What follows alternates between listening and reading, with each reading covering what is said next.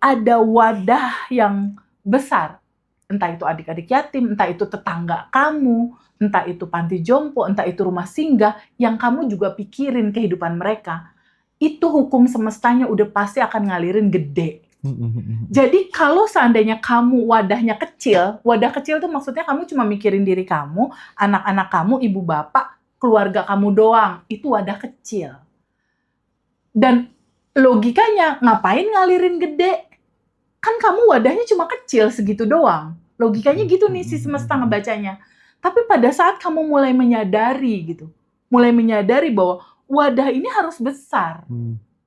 Kita harus besar gitu wadah ini. Entah ada siapapun yang kita sekolahin apa segala macem. Jadi nanti ruang rezeki kamu akan ngikutin seberapa besar hati, pikiran kamu melebarkan rasa kamu untuk kepentingan orang lain. Kalau kamu mau uang itu nggak berhenti-berhenti masuk ke dalam kehidupan kamu, hukum semestanya udah nggak perlu kamu pikirin lagi sebetulnya. Kasih uang, kasih kebahagiaan, kasih kemudahan, kasih makan setiap hari orang. Ketika you give your money to other people every day, uang itu akan masuk dan ngejar-ngejar kamu. Ya. Gitu, Mas.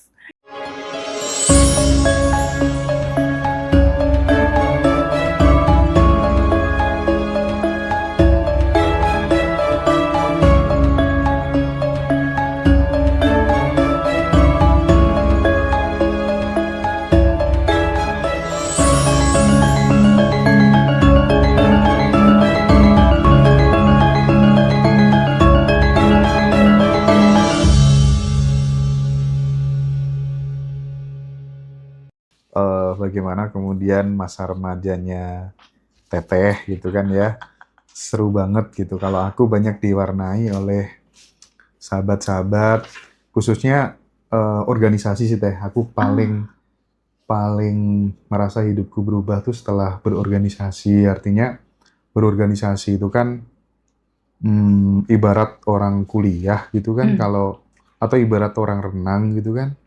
Biasanya kalau kita masuk di kolam renang itu kan kedalamannya terukur, arusnya juga terukur gitu kan. Nah kalau tiba-tiba langsung nyemplung ke laut gitu kan, semuanya nggak terukur gitu kan. Nah, berorganisasi itu menurutku kayak kita berenang di kolam renang sih.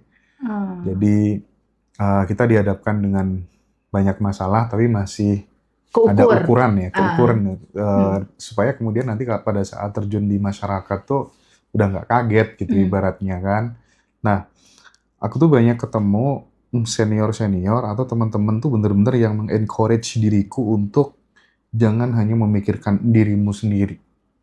Ya, tapi kamu punya yang namanya tanggung jawab sosial gitu ya. Jadi lukislah masa depanmu sesuka hatimu, tapi jangan pernah melupakan nilai-nilai sosial. Hiduplah dengan banyak memberi, itu yang membuat diriku tuh kayak berarti gitu, gitu. Bahkan di suatu ketika aku tuh ada sahabat udah emas lah, kayak kakak kandung sendiri gitu. Hampir tiap malam tuh aku selalu dikasih cerita-cerita yang bagus, pokoknya terinspirasi banget dengan si kakak itu gitu. Tiap malam kita tidur bareng kan, di atas lantai 2 dak gitu, belum ada atapnya Teh. Tidur sambil cerita. Belum ada atap, ngeliat bintang dong. Iya. Menembak cewek pakai proposal cinta tuh gini caranya gitu kan ya. Latar belakangnya kayak gini, tujuannya kayak gini gitu. Dan singkat cerita Teh, kita bersahabat ya bertahun-tahun. Aku kagum sama dia. Kekagumanku tuh adalah dia kontribusinya besar banget Teh, tapi dia nggak pernah mau menunjukkan bahwa dia sedang berkontribusi gitu. Artinya, suatu ketika aku kaget ya, Mas, ngapain ke Surabaya terus? Biasain, proyek apa sih gitu kan. Ya suatu ketika tuh dia merasa bersalah atau apa, aku mau minta maaf, selama ini aku bohongin kamu. Aku tuh sebenarnya kerja di Polda gitu. Sekarang, jadi pangkatnya tuh udah tinggi Teh, cuman dia memang di Intel kan, di Intel, dan tidak pernah, temen-temennya nggak ada yang tahu gitu ya. Dari situ Teh, aku bener-bener, ternyata ada ya bintang yang tersembunyi itu gitu ya. Dan mulai saat itu mungkin ya, aku bikin ngaji Roso tuh salah satu Inspirasi inspirasinya, dari situ, bintang tersembunyi. kamu nggak perlu orang Nggak lihat perlu kamu, nggak apa-apa gitu muncul ya. gitu di belakang. Yang penting kamu punya value yang itu bisa bermanfaat buat banyak orang gitu. Jadi salah satu yang menginspirasiku tuh Mas itu tuh. Jadi terima kasih Oke. banyak, namanya Mas Amirul Mukminin gitu ya. Masya Aku kagum Allah. banget Namanya sama indah. beliau. Ya luar biasa sekali.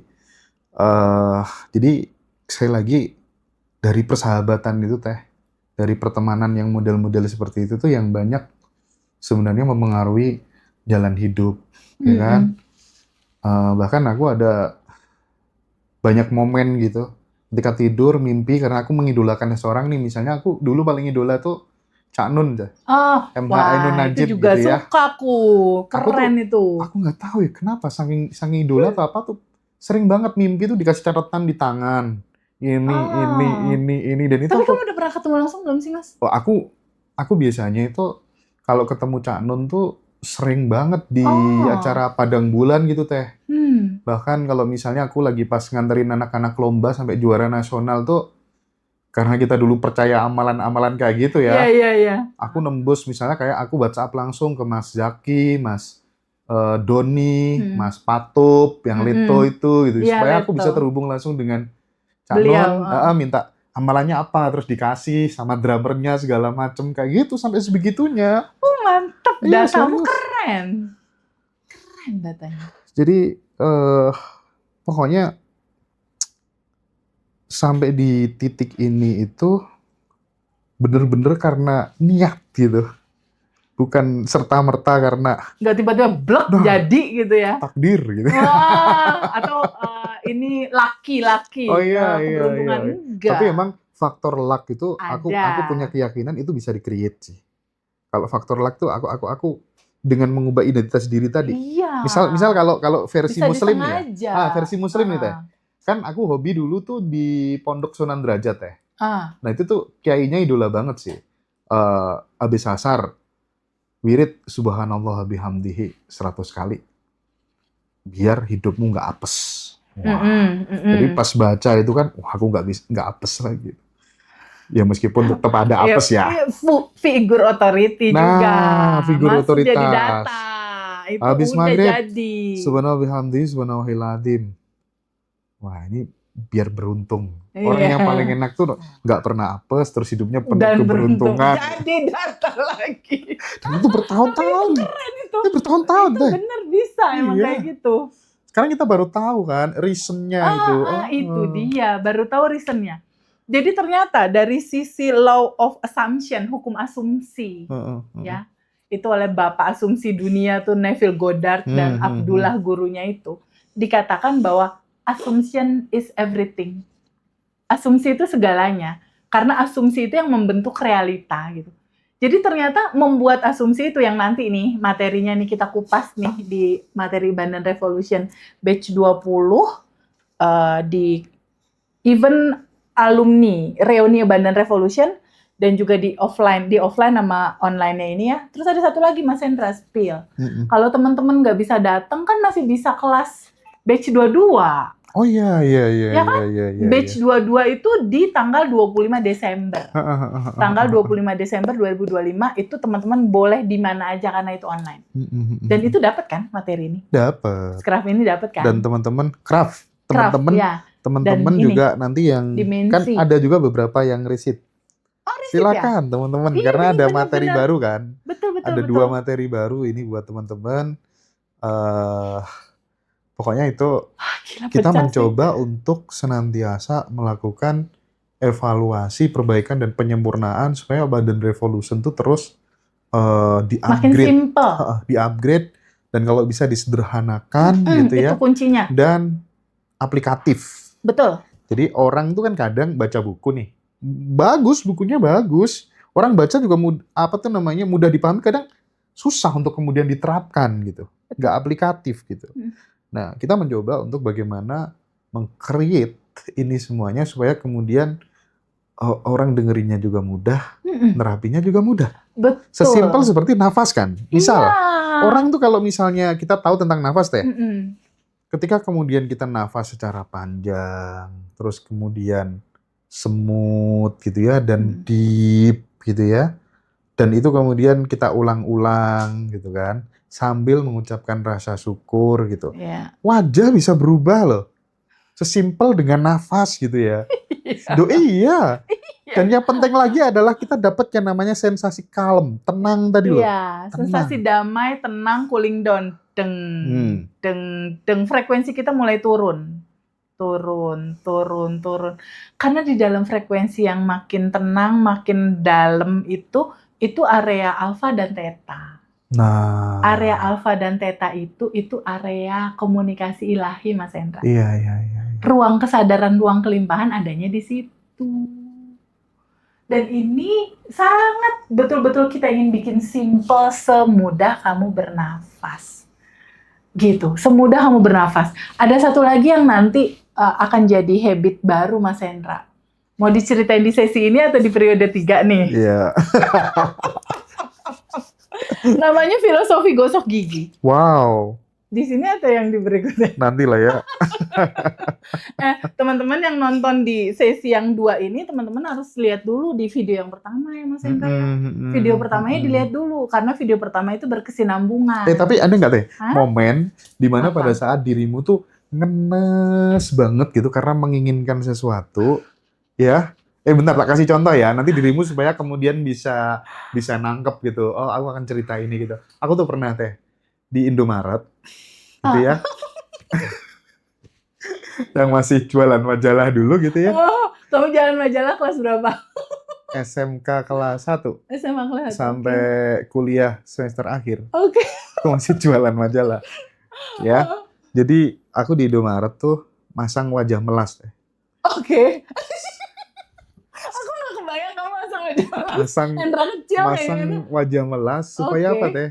Supaya dibayarin sama orang yang bayar di kasir itu. Oh, kamu megang apa? Kamu beli apa? Aku lupa beli apa ya. Oke, supaya ya Allah nih anak kasihan, ini aku bayarin gitu. Iya. Terus? Dan gagal teh. Udah usaha terus gagal ya? Itu terakhir aku ngambil keputusan mulai detik ini aku tidak akan ngemis dalam quote and quote gitu ya, berharap kepada orang lain lagi kecuali aku bertumpu pada tindakanku sendiri untuk meraih sesuatu gitu. Itu terakhir aku kayaknya bener-bener aku tanamkan di dalam otakku ya, di dalam diriku, aku nggak akan kayak gini lagi gitu. Dan meskipun aku berada dalam kondisi yang sebenarnya kurang gitu, misalnya aku ikut misal nih pas aku zaman kuliah ada acara intermediate training nih. Sorry, aku minum. Terus? Lokasinya tuh di mana ya waktu itu, di MAN Model 2 Bangkalan kalau nggak salah, di Madura teh. Ketika ketemu sama senior yang sudah banyak uangnya gitu ya, gimana Hen? Aman? Uang sakunya aman? Jajannya aman? Buat transport aman gitu? Ya aku sudah nggak lagi ada mental untuk, aduh mas, mau dong dikasih transport, oh nggak ada lagi. Jadi aku setelah itu memang bener-bener memaksa diriku, aku latih untuk kemudian meskipun aku kurang, tapi aku nggak perlu tunjukin itu ke siapapun gitu. Dan, mantap, triggernya itu. Ya. Aku ada satu kisah yang memalukan sih. Apa tuh? Boleh nggak diceritain? Kan waktu itu mama papaku cerai ya. Otomatis kita kurang uang buat jajan gitu. Aku pernah mengalami satu sisi di mana aku sama teman-temanku yang di daerah Jakarta itu, yang lingkungan seperti itu, jalan-jalan main nih, sekitar ada 7 orang lah, si anak kecil nih, Feby SD ya, jalan-jalan ke Golden Truly. Golden Truly itu kayak satu supermarket hero atau hypermart zaman sekarang. Main ke Golden Truly. Main ke Golden Truly nggak bawa duit, Mas. Jadi anak-anak lain pada jajan, pada bayar, aku yang nggak bawa duit gitu loh. Jadi ketika ngelihat ada coklat, tahu nggak sih dulu tuh ada coklat ayam, coklat yang dibalut terus ada embosan ayam gitu, pengen banget coklat itu gitu. Jadi itu cuma ngeliatin, mandangin, terus yang rasanya kayak gini, pengen sebagai anak kecil, tapi nggak kesampean. Itu sedih banget, Mas Hendra. Jadi itu rasanya yang, oh Masya Allah, dilalainya 3 orang itu punya uang, bayar, 2 orang lain atau 3 orang lainnya itu juga nggak punya uang, lalu si gerombolan ini tuh ngambil coklat, dimasukin ke baju.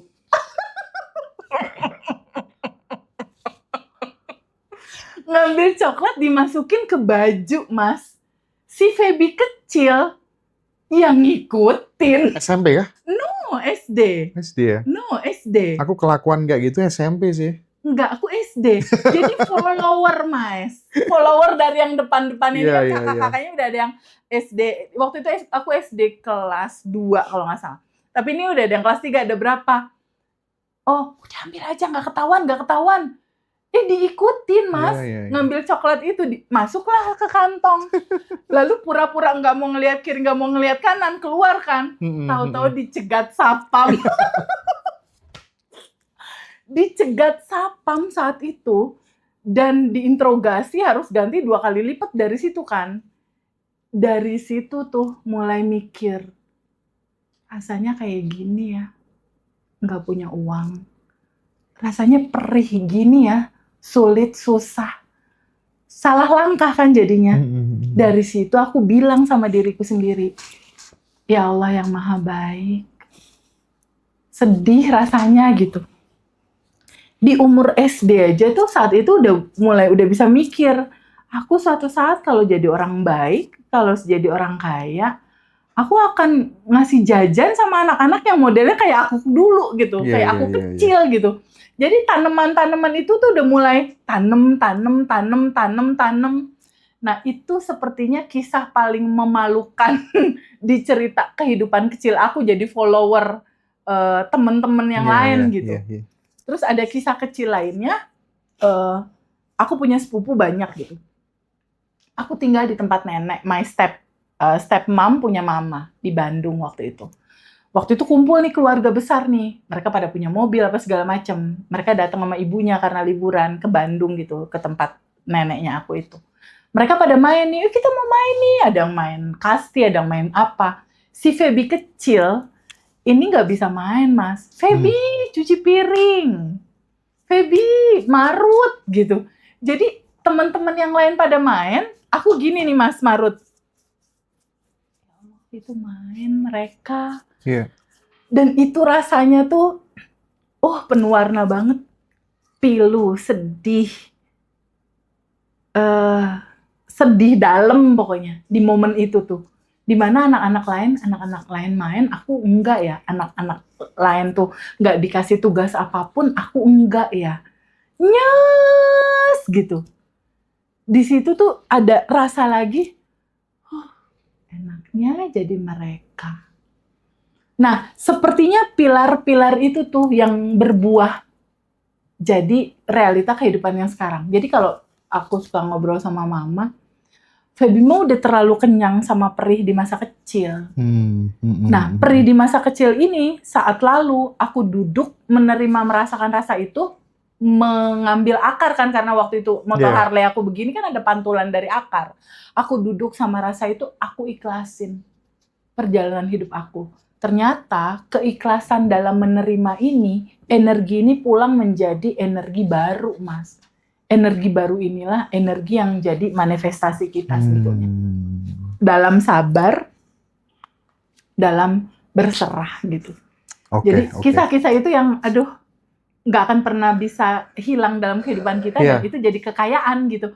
Bukan untuk disesali, ini buat teman-teman lain yang nonton nih Mas Hendra nih. Ketika pilu, ketika sedih, jangan pernah gini, aku mah dulu sedih. Justru itu buah-buah, justru itulah emasnya kamu, kekayaan kamu. Justru itulah pondasi sampai kamu bisa suatu saat jadi sukses nantinya. Justru di titik kayak Mas Hendra sekarang, atau mungkin di titik aku sekarang, itu kita ceritakan dengan bahagia gitu.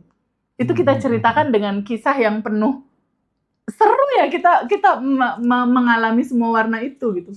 Warna-warna yang nggak semua anak-anak umumnya lewati gitu. Ini memang extraordinary sih.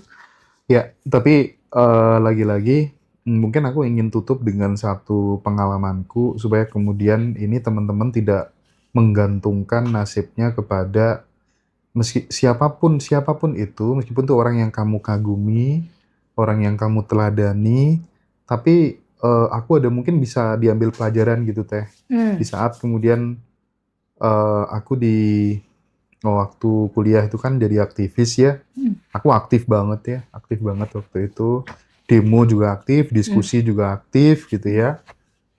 Sekolah aktivis di mana-mana juga aktif gitu.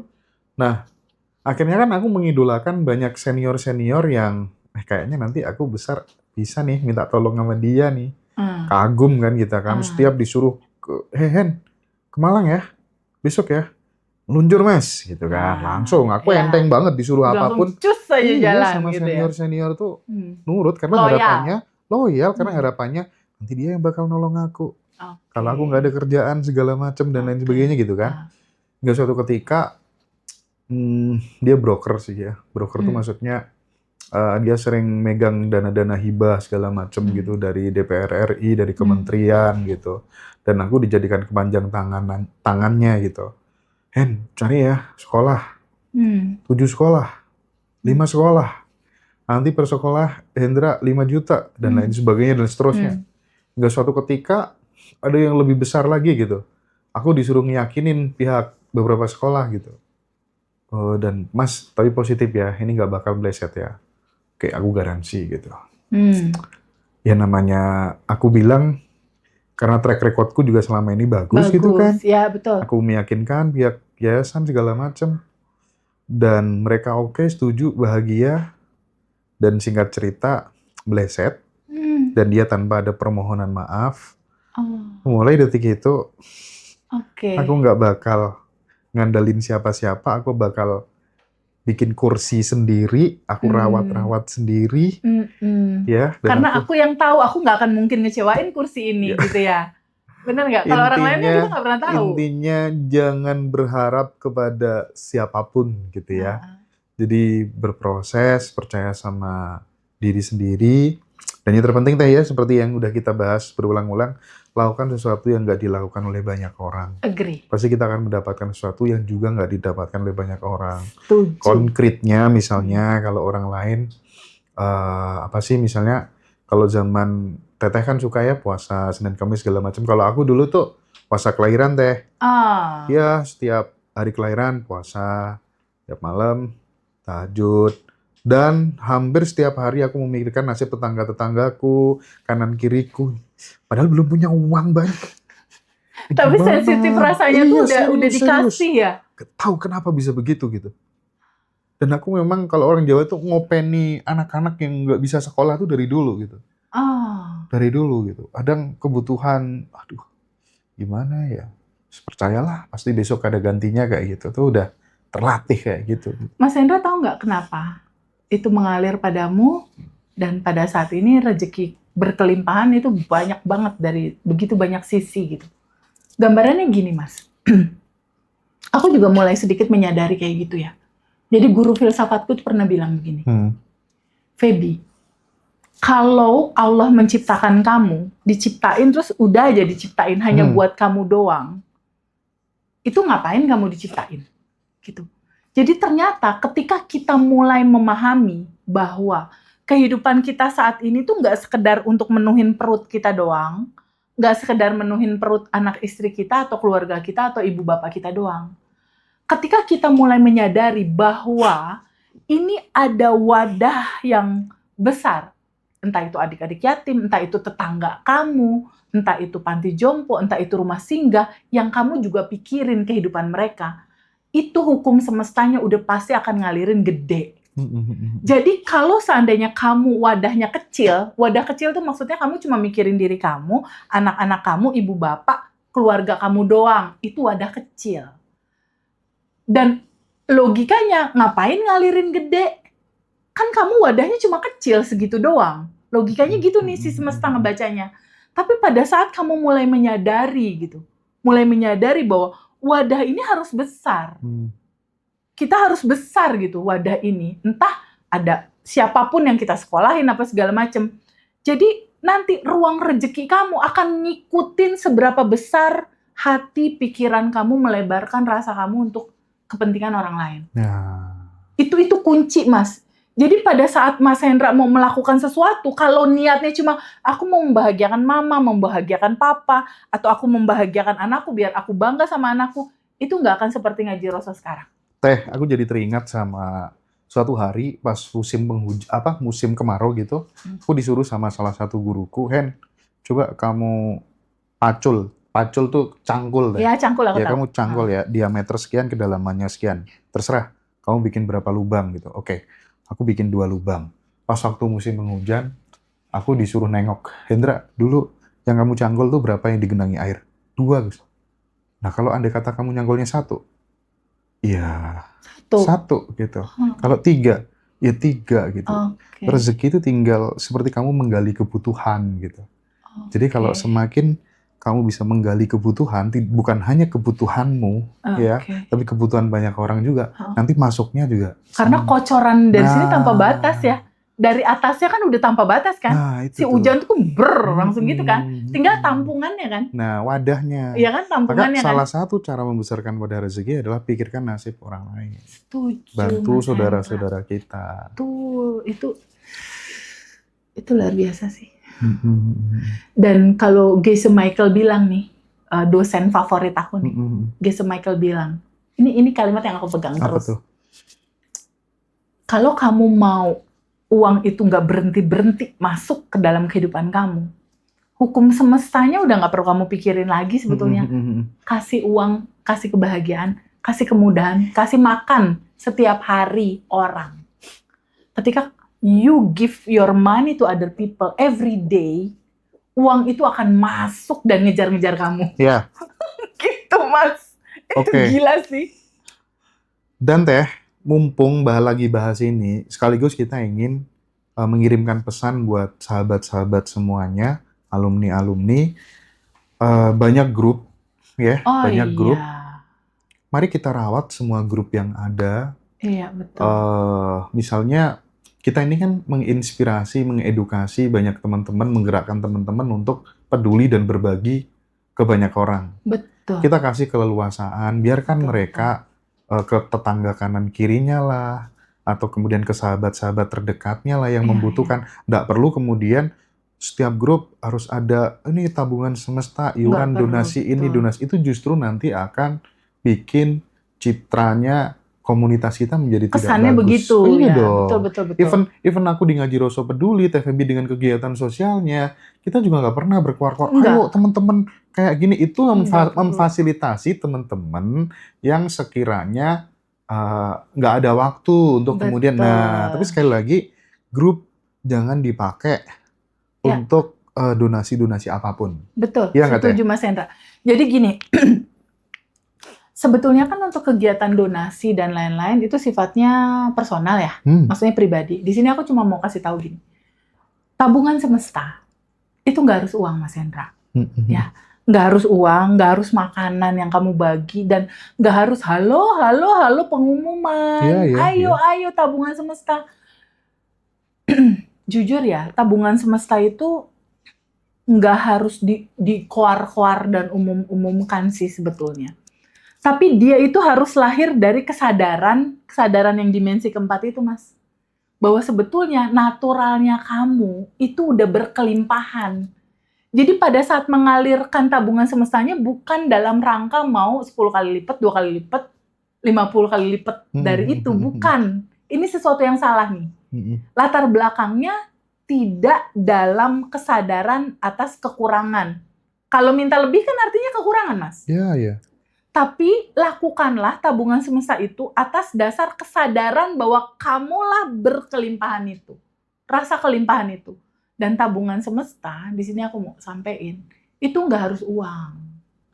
Mudahkan urusan orang lain. Lancarkan urusan orang lain. Ya, angkat berat-berat kesulitannya orang. Lancarkan, mudahkan, bahagiakan orang lain.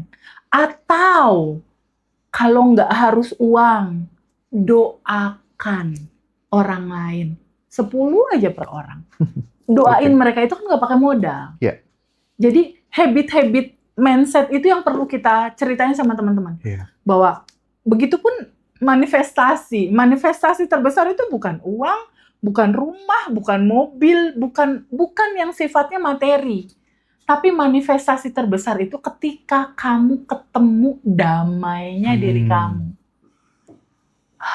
Lega nih, plong nih, damai nih, dan manifestasi terbesar nih Mas.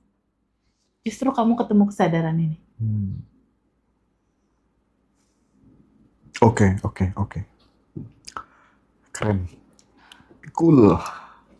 Jadi sekali lagi teman-teman ya, mari kita jaga, kita rawat grupnya dengan penuh cinta dan kemesraan ya. Kita hindari hal-hal yang sekiranya itu bisa berimplikasi negatif terhadap komunitas kita semuanya. Dan mari kita tidak henti-hentinya untuk terus belajar, berlatih gitu ya. Terus belajar di banyak tempat gitu, jangan stagnan gitu ya. Oke, mungkin sampai di sini dulu Ya. Kisah kita berdua ya sahabat. Nanti akan kita perdalam di Bali. Iya, Kita ada betul. satu momen, 1 jam lebih dekat bersama Teh Feby. Nanti ada aku juga. Iya. Jadi kita akan belajar bareng-bareng ya di reuni yang sudah kita nanti-nantikan ya.